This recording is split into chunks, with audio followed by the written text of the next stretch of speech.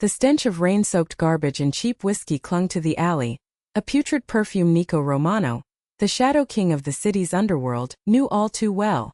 It was the scent of desperation, of deals gone wrong and lives cut short. But tonight, another scent cut through the grime. Something coppery and metallic that coiled in his gut like a venomous snake. Blood. His blood. Not from his own veins but from someone who belonged to him. The thought was a shard of ice in his chest. He moved deeper into the shadows, his polished Italian leather shoes silent on the broken pavement, his pinstripe suit a slash of order in the urban chaos. Then he saw her. Alessia. His maid. A girl whose quiet defiance and storm-gray eyes had been a silent, irritatingly intriguing presence in the cold marble halls of his villa for the past 6 months. She was crumpled against a graffiti-scarred wall like a discarded doll, her simple black uniform torn at the shoulder, a dark stain blossoming across her ribs. Her silver-white hair, usually pinned in a severe, dutiful bun, was a tangled halo around her pale face. A delicate rose-gold necklace, a secret gift from him just last week, glinted against the bruised skin of her throat. A guttural sound more animal than human, ripped from his throat. He was on his knees beside her in an instant, his large calloused hands surprisingly gentle as he brushed the damp strands of hair from her cheek. Her eyes fluttered open, unfocused and clouded with pain. A tremor ran through her small frame. "Nico," she breathed, his name a ghost of a sound, a forbidden word on the lips of a servant. He ignored the breach of protocol. All the ice in his chest melted into white-hot fury. He ran a thumb over her split lip, his touch a strange mix of reverence and rage. His gaze swept over her injuries, cataloging every bruise, every cut, every tear in the fabric of her dress. This was a message. An attack on him, using the one thing in his fortress he hadn't properly fortified. The innocent girl who polished his silver and never once flinched from his gaze. His voice when he spoke was a low lethal growl that promised retribution and ruin. "Alessia," he rasped, the sound vibrating with a possessiveness that startled even him. "Who the fuck left you like this?" He didn't wait for an answer she was too weak to give. Scooping her into his arms as if she weighed nothing, he held her against the solid wall of his chest. Her head lolled against his shoulder, a faint scent of lemon and lavender, her personal scent, rising above the alley's filth. It was the scent of his home, a place he hadn't truly considered a home until this very moment. As he carried her out of the darkness and into the waiting gleam of his armored sedan, the city lights painting streaks across his hardened face, a vow solidified in his soul. Whoever had dared to touch her, to mar her, to use her as a pawn against him, would learn what it meant to awaken the Shadow King.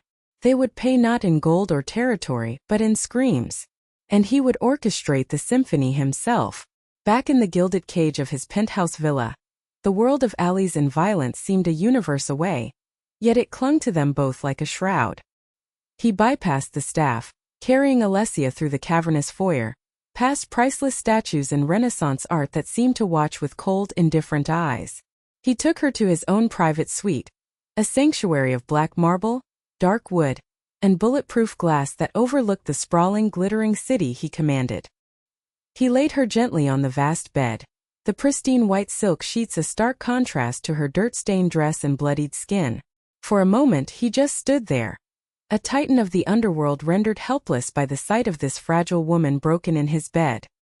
He shrugged off his suit jacket, tossing the $1,000 garment onto a chair without a second glance. Rolling up the sleeves of his crisp white shirt, he revealed forearms covered in the faint silvery lines of old scars and the bold ink of his family's crest. He retrieved the medical kit from his bathroom, its contents more suited to patching up bullet wounds than tending to a maid's injuries, but it would have to do. He worked with a focused, terrifying gentleness. His fingers, which could snap a man's neck without a second thought, were impossibly delicate as he cleaned the gash on her side. Alessia winced, a soft hiss of pain escaping her lips. "Stay still, tesoro," he murmured, the Italian endearment slipping out unbidden and intimate. "Treasure." He had called her treasure. Her eyes, clearer now, locked with his. They were filled with fear, yes, but beneath it was that familiar spark of defiance, the fire that had first caught his attention. She wasn't just a servant in his house. She was the daughter of a man who had made a fatal mistake, a gambling debt so vast that his only daughter became the collateral. Alessia was paying her father's price with her servitude, trapped by a dark honor she shouldn't have possessed. He had watched her for months. He saw how she never bowed her head too low, how her hands were always steady when serving him his morning espresso, even as his capos discussed brutal business at the breakfast table. He saw the compassion in her eyes when she snuck food to one of the gardeners whose family was struggling. She was a wildflower growing in the cracks of his brutalist concrete empire, and he had found himself drawn to her purity, her unyielding spirit. It was a weakness. His cousin Vincenzo had sneered as much just last week. You watch the girl too much, Nico. A king can't afford distractions now. That distraction was bleeding on his sheets, and it felt less like a weakness and more like the only real thing in his life. He finished stitching the cut on her side, his movements precise and economical. He then took a damp cloth and began to gently clean the grime and dried blood from her face.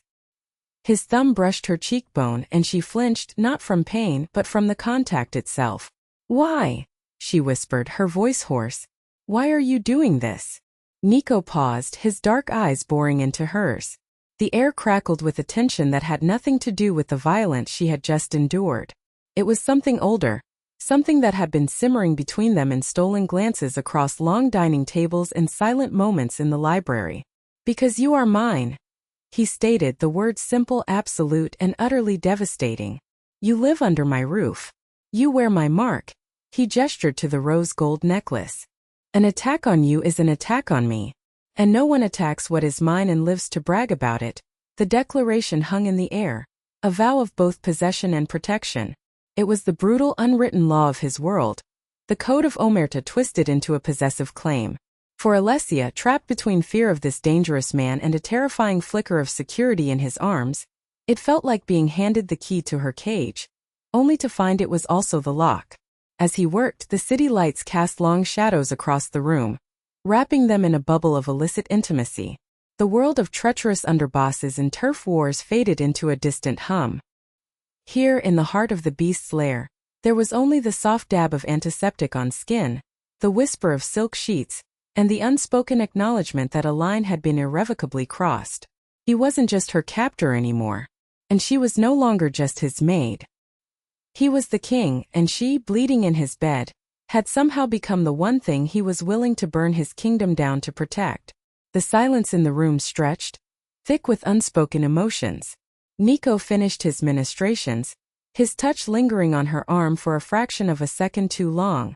He pulled a plush cashmere blanket over her, tucking it around her with an uncharacteristic tenderness. He then moved to the window, a formidable silhouette against the glittering skyline. He was the Shadow King, a man who moved through the darkness with lethal grace. Yet he had been drawn to the small light of her spirit. He had taken her as payment for a debt, a pretty silent piece of property to serve his needs. But she had never been silent, not really. Her defiance was in the proud set of her shoulders, the directness of her gaze, the way she refused to be rendered invisible by the sheer weight of his power. He had found himself orchestrating his day to cross her path, taking his coffee in the kitchen just to watch the morning light catch in her silvery hair, lingering in the library when he knew she would be dusting the shelves. These small, selfish moments had become his secret vice. His consigliere Leo, a man whose wisdom was as sharp as the blade he kept hidden in his cane, had warned him. "She's not one of us, Nico. That fire you admire? In our world it either gets extinguished, or it burns the whole house down." Nico had dismissed him. Now Leo's words echoed in his mind, a grim prophecy. The attack wasn't random. It was a calculated move designed to provoke him, to test his control. His thoughts immediately went to Vincenzo, his own blood, his ambitious cousin whose loyalty was as thin as a garrote wire. Vincenzo saw compassion as a cancer, and he had been watching Nico's growing fascination with Alessia with a vulture's patience. "Get some rest," Nico said, his back still to her. His voice was rough, strained. "You are safe here." Alessia pushed herself up slightly, wincing as the stitches in her side pulled. "Safe," she countered, her voice gaining a sliver of its usual strength. "I was attacked less than a mile from your fortress. Your guards were nowhere to be seen. Your name is a shield, they say. But tonight it felt more like a target painted on my back. Her accusation hit its mark. He turned slowly, his face a mask of cold fury, but his eyes held a flicker of something else. Guilt. It was a foreign, unwelcome emotion. That, he said, his voice dropping to a deadly calm, is a mistake that will be rectified. The men responsible and the man who sent them will regret. Drawing breath, he walked to the bar in the corner of the room and poured 2 fingers of amber liquid into a crystal glass. He downed it in one go, the burn of the expensive scotch doing little to quell the inferno inside him. The world he had built was predicated on strength, on the absolute certainty that his power was unassailable. Someone had just demonstrated that it wasn't. They had reached into his home and touched the one person he cared about. The admission, even in the privacy of his own mind, was a tectonic shift. He wasn't just angry about the insult to his authority. He was terrified by the thought of what could have happened, of finding her body instead of her broken but breathing form. "You should not have been out there alone," he said, the statement an accusation. "What were you doing in that part of town?" Alessia's chin lifted. "My mother's medicine.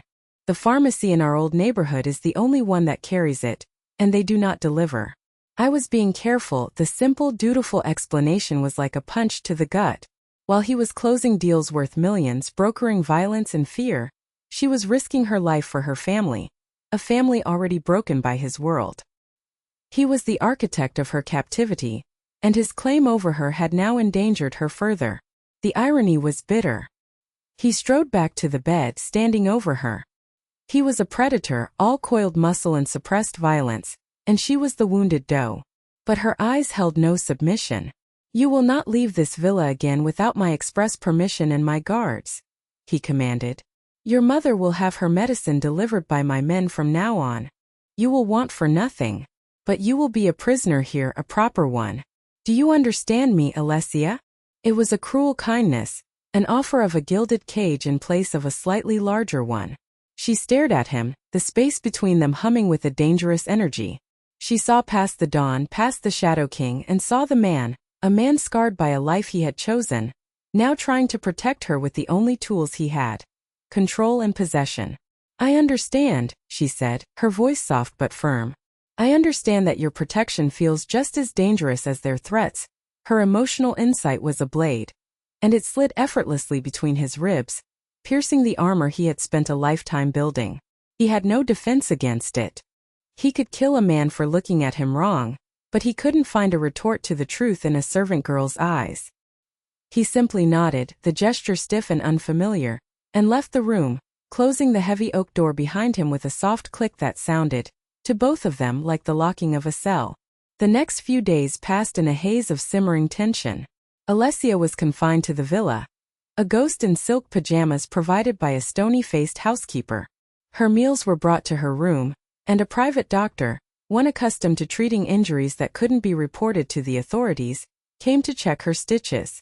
She was a pampered prisoner, her every need met, yet she had never felt more trapped. Nico was a constant, brooding presence.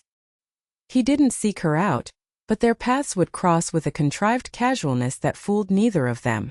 She would be reading in the vast, sun-drenched library, and he would appear, ostensibly to find a file, his powerful frame dominating the space, his cologne a subtle invasion of her senses. They would exchange terse, polite words, but their eyes would hold a different conversation, one of passion, fear, and a burgeoning, terrifying connection. One afternoon he found her in the glass conservatory, surrounded by the exotic flowers he had imported from around the world. She was standing before a deep crimson rose, her fingers gently tracing the edge of a petal. "It's beautiful," she said without turning, sensing his presence. "But it will die in here, won't it? Cut off from the sun and the rain. It is safer in here," he countered, his voice a low rumble. "Out there it would be trampled, destroyed by the frost. Maybe it would prefer a short, real life to a long, artificial one," she retorted, finally turning to face him. The challenge was clear in her gaze. He was the frost. He was the cage. He took a step closer, invading her personal space. He could smell the clean scent of her hair, see the faint pulse beating in the hollow of her throat. The urge to touch her, to claim the lips that spoke such defiant truths, was a physical ache. And what about you, mio fiore? He whispered, his voice dangerously soft. My flower. Do you wish to be trampled? Before she could answer, his cousin Vincenzo entered the conservatory, a practiced, predatory smile on his face. Nico. Just the man I was looking for. And Alessia, my dear, you look recovered. His eyes raked over her. A slimy, possessive appraisal that made her skin crawl. Vincenzo was handsome in a way that was sharp and unsettling, like a beautiful knife. Nico's body went rigid. He subtly shifted, placing himself partially between Alessia and his cousin. It was a small territorial gesture, but in their world it was as loud as a gunshot. What do you want, Vincenzo? Nico's tone was clipped, devoid of warmth. Business, cousin. Always business, Vincenzo said, though his eyes remained on Alessia. The Falcone family is getting bold. One of our shipments was hit last night.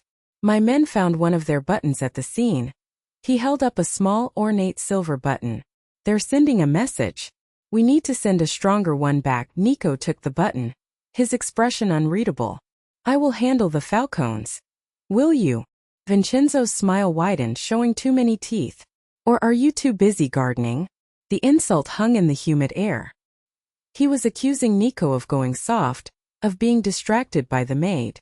Alessia felt a chill run down her spine. This man was the source of the rot. She didn't know how, but she knew it in her bones. His venom was aimed at her, but his target was Nico. After Vincenzo left, the fragile peace of the conservatory was shattered. He's lying, Alessia said, the words tumbling out before she could stop them. Nico turned to her, his brow furrowed. What? Vincenzo. He's lying. The way he looked at you, at me. This is a game to him. He doesn't want a war with the Falcones. He wants a war with you. Her insight, so raw and unfiltered, struck him again. He had his own suspicions about Vincenzo's ambition, but he operated on evidence, on proof. Alessia operated on pure instinct, a gut feeling that he was beginning to trust more than the reports from his most seasoned capos. He looked from her earnest, fearful face to the crimson rose she had been admiring. She was right. A flower couldn't survive in here. Not with vipers hiding among the leaves. That night he made a decision. He could not keep her locked away, a secret weakness for his enemies to exploit. He had to either let her go, sending her far away where his world could never touch her again, or he had to bring her into the light, claiming her so completely that she was no longer a weakness, but a symbol of his strength. A queen for the Shadow King. The thought was both insane and inevitable. He found her on the balcony of her room, staring up at the moon. He came to stand beside her, the silence comfortable for a long moment. I give you a choice, Alessia, he said finally, his voice heavy with the weight of his world. I can arrange for you and your mother to disappear. New names, a new life far from here. You would be free. Her heart leaped at the word free, a life without fear, without the constant shadow of the man beside her. But as she imagined it, a surprising emptiness echoed within her. She looked at him, at his powerful profile outlined by the moonlight, at the loneliness she saw etched in the hard lines of his face. She saw the man who had gently cleaned her wounds, who called her his flower, who was wrestling with the demons of his own making. And the other choice? She asked, her voice barely a whisper. He turned to face her fully, his dark eyes intense, capturing her, consuming her. He reached out and cupped her face, his thumb stroking her cheek. The other choice, he breathed, is that you stay. Not as my maid. Not as my prisoner. As my everything. By my side. An attack on you will be an act of war against the Romano family. No one will dare to touch you again. But you will never be free of this life. Of me. It was the most romantic and most terrifying proposal she could ever imagine. A lifetime sentence in a gilded cage, but with the king himself as her cellmate. She thought of Vincenzo's venomous smile, of the blood in the alley, of the cold fear that had become her constant companion. And then she thought of Nico's shockingly gentle touch, the protective fire in his eyes, the strange, dangerous sense of belonging she felt only with him.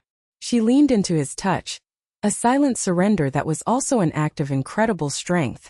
I'm not afraid of the frost, she whispered, echoing his words from the conservatory. If I'm with you, A slow, dangerous smile spread across Nico's face. It was not the smile of the Shadow King, the ruthless Dawn. It was the smile of a man who had just found his salvation in the most unlikely of places. He lowered his head and finally, claimed her lips in a kiss that was both a promise and a declaration of war. It was tender and brutal, a clash of two worlds, sealing their fate in the pale moonlight. The die was cast. The grand family dinner was an exercise in opulence and hypocrisy. The long mahogany table gleamed, laden with crystal, silver, and enough food to feed a small village. Nikos Kapos and their wives were all present, a gallery of smiling assassins and their diamond-draped partners. Nico sat at the head of the table, a king on his throne. But tonight there was a shocking addition. To his right, in the seat of honor, sat Alessia. She wore a simple, elegant gown of deep emerald silk that clung to her form, a stark contrast to her usual servant's attire. The rose gold necklace was her only adornment. She was terrified, but she held her head high, her gaze steady, meeting the curious and hostile stares with a quiet dignity that Nico found breathtaking. Vincenzo, seated across from them, watched the scene with a barely concealed smirk. This was the moment he had been waiting for. The whispers had already started. Nico bringing a maid, a nobody, to sit at the family table? He had gone mad. He was weak. The time to strike was now. Halfway through the main course, Vincenzo stood, tapping his wine glass for attention. A hush fell over the room. "A toast," he began, his voice smooth as poisoned honey. "To family. And to loyalty. Two things our leader, my dear cousin Nico, seems to have forgotten." Gasps rippled through the room. This was an open challenge. Nico's face remained impassive, but his hand, resting on the table, clenched into a fist. "Nico has brought a stain to this table," Vincenzo continued, his eyes locking onto Alessia. A servant girl, the daughter of a degenerate gambler, in a seat once occupied by his sainted mother. He has allowed this distraction to cloud his judgment while our enemies, the Falcons, bleed us dry on the streets. He threw the silver button from the hit onto the table. It clattered loudly in the silence. "He has done nothing. His weakness for this girl makes us all weak." It was a masterful performance. He was playing on their pride, their fear, their rigid adherence to the old ways. Alessia felt the weight of every eye in the room, judging her, condemning her. She felt Nico's muscles tense beside her. He was about to erupt, to answer this betrayal with the violence his world understood. But she placed her hand on his fist, a small calming gesture. He looked at her, and in her eyes he saw not fear but a plea. "Use your head, not just your strength." He took a breath, recalling her words in the conservatory. He saw the trap. Vincenzo wanted him to explode, to prove him right, to show himself as an unstable leader ruled by passion. Instead, Nico leaned back in his chair, a look of almost bored disappointment on his face. "Is that all, cousin?" he asked calmly. "Such a dramatic speech. You've been practicing." He then turned his attention to the room. "Vincenzo is right about one thing. There is a traitor in this room. A snake who has been whispering lies, trying to start a war with the Falcons to cover his own thefts from our shipments. A snake who staged an attack on an innocent woman to make me look weak." He paused, letting the words sink in. He then nodded to Leo, his consigliere, who had been standing silently by the wall. Leo stepped forward and placed a small leather-bound ledger on the table. "This ledger," Nico said, his voice like cold steel, "details every shipment Vincenzo has skimmed for the past 6 months. And this," Leo then played a grainy security video on a tablet, "is footage from a block away from the alley where Alessia was attacked. It shows Vincenzo's personal car leaving the scene moments after the assault." The room erupted in murmurs. Vincenzo's face went pale. "Lies. Doctored footage," he sputtered. "And what about the button?" Nico picked up the silver button. "This? It's a beautiful piece. From a custom suit, I'd wager." He then looked directly at Vincenzo. "A suit just like the one you were wearing last week when you came to brag to me about your new tailor." The final piece of the puzzle clicked into place. The betrayal was laid bare, stark and undeniable. Vincenzo had orchestrated everything. He had attacked Alessia, stolen from the family, and tried to ignite a war, all for a chance at the throne. He reached for a hidden pistol, but Nico was faster. Not with a gun but with a word. Basta, he commanded. Enough. Two of his most loyal guards seized Vincenzo, disarming him with brutal efficiency. There was no screaming, no gunfire. Just a cold, silent judgment. Nico stood, pulling Alessia to her feet beside him. He addressed his family, his voice ringing with absolute authority. This woman, he said, placing a protective arm around Alessia's waist, is not my weakness. She is my eyes. She saw the snake in our midst when the rest of us were blind. She will be my wife and she will be your queen. Her word is my word. You will show her the same respect you show me. Anyone who has a problem with that can join my cousin on his journey to the bottom of the river. The silence that followed was absolute, filled with a new kind of respect. A respect for a king who ruled not just with an iron fist, but with a sharp mind and a loyal heart. He had turned his greatest perceived weakness into his most formidable strength. Later that night, the villa was quiet. The traitor was gone, the family was realigned, and a new order had been established. Nico and Alessia stood on the balcony where he had given her the impossible choice. The city lights glittered below them like a carpet of fallen stars. She leaned her head against his chest, listening to the steady, strong beat of his heart. I was so scared, she confessed. I know, he murmured into her hair, holding her tighter. Courage is not the absence of fear, mio fiore. It's acting in spite of it. You were the bravest person in that room tonight. He tilted her chin up, his eyes searching hers. I meant what I said. You will be my queen, she smiled, a true radiant smile that lit up her whole face.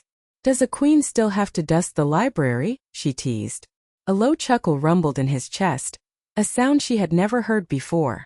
It was a sound of pure, unadulterated happiness. No, he said, his smile matching hers. But the king might require private lessons on how to find his own files. He leaned in and kissed her. A slow, deep kiss filled with the promise of a future they would build together. A new dynasty founded not just on power and blood, but on a love that had blossomed in the darkest of shadows. They say a mafia boss's heart is a cold, dead thing. But what happens when an innocent captive with fire in her soul finds the key and turns it? What if that love, forged in violence and sealed in loyalty, becomes the most dangerous weapon in his entire arsenal? Can a king truly rule with a heart? Or is it just a matter of time before it gets him killed? Tell me what you think. Can a love born in the shadows ever truly find the light? Share your own stories of epic romance in the comments below. And don't forget to pass this tale along to anyone who believes that even the darkest kings can be saved by their queens.